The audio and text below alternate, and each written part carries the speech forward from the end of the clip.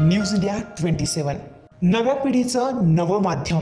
लोकसभा सार्वत्रिक निवडणूक 2024च्या पार्श्वभूमीवर नाशिक जिल्ह्यामध्ये कुठल्याही प्रकारची अवैध मद्य विक्री तसेच मद्य वितरणातून निवडणूक प्रक्रियेवर कोणत्याही प्रकारचा अनिष्ट परिणाम होणार नाहीये याची खबरदारी म्हणून आदर्श आचारसंहिता लागू झाल्यापासून राज्य उत्पादन शुल्क नाशिक विभागातर्फे वेळोवेळी मोहिमा राबवून कारवाई करण्यात आलेली आहे। नाशिक जिल्ह्यामध्ये मतदानासाठी 10 दिवस शिल्लक असताना किरकोळ देशी विदेशी मद्य विक्री करणाऱ्या परवानाधारक यांच्याकडून ठोक मद्य विक्री होणार नाही यासाठी राज्य उत्पादन शुल्क नाशिक विभागातर्फे जिल्ह्यातील सर्व परवानाधारक यांचे निरीक्षण करण्यात येतात।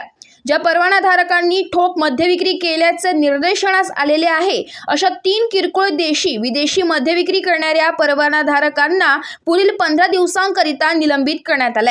परवानाधारकाकडून बनावट अवैध मद्याची विक्री होत असल्याचं तसेच अवैध मद्य निर्मिती विक्री वाहतूक या संदर्भात तक्रार करावयाची असल्यास विभागाला टोल फ्री क्रमांक 1800239999 व्हॉट्सअप क्रमांक 8422001133 किंवा 9459749266 तसेच दूरध्वनी क्रमांक 025325811033 वर संपर्क साधावा असे आवाहन राज्य उत्पादन शुल्क विभागाच्या वतीने करण्यात आले।